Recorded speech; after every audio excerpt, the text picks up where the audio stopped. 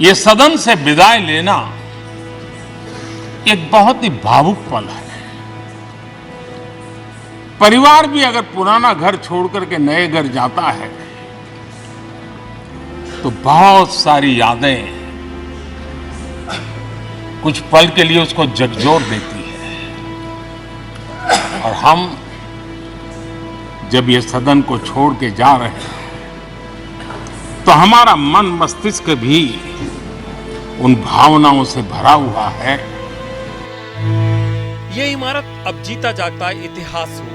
इसी के ठीक सामने देश की नई संसद तैयार है, जहां से भारत की संसदीय व्यवस्था की नई शुरुआत होगी। और इस इमारत को अब पुरानी संसद के नाम से पहचाना जाएगा, जो दुनिया में सबसे बड़े लोकतंत्र की गवाह होगी। 77 साल पहले इसी इमारत में न सिर्फ आजाद भारत की बल्कि दुनिया के सबसे बड़े लोकतंत्र की नींव रखी गई थी। हम भले नए भवन में जाएंगे, लेकिन पुराना भवन भी, ये भवन भी आने वाली पीढ़ियों को हमेशा हमेशा प्रेरणा देता रहेगा।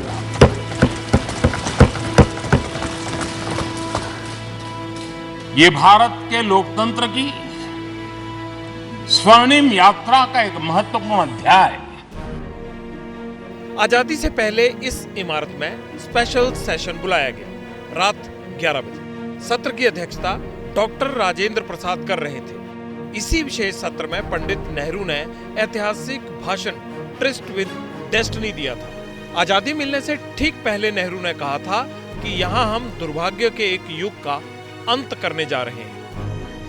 Tryst with destiny, and now the time comes when we shall redeem our pledge, not wholly or in full measure, but very substantially. At the stroke of the midnight hour, when the world sleeps, India will awake to life and freedom.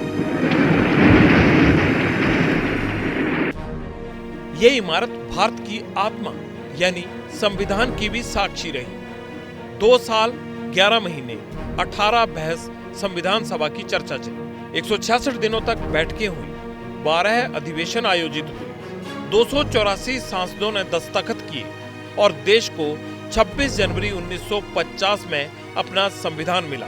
Doctor Rajendra Prasad देश के पहले राष्ट्रपति बने।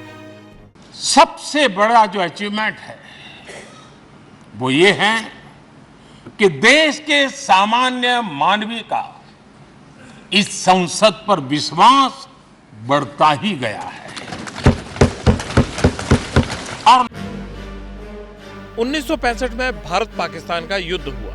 आजाद भारत अपने पैरों पर खड़ा हो रहा था। अनाज के लिए भी हम अमेरिका पर निर्भर थे, इसलिए अमेरिका ने भारत पर युद्ध रोकने का दबाव डाला।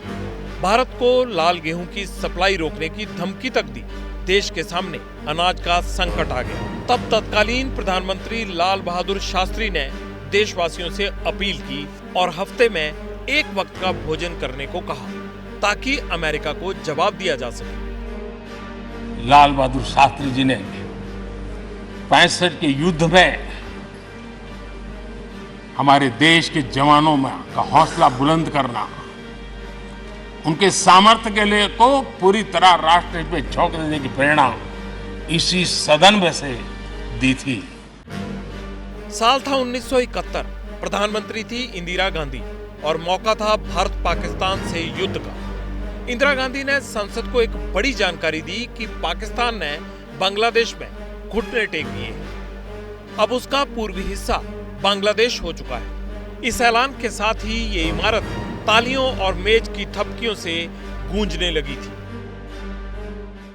All the world admires a deed well done, and I think, with all modesty, we can say that we have done this action well. I would like to say a very special word of greeting to our guest, His Excellency, the Ambassador of Bangladesh.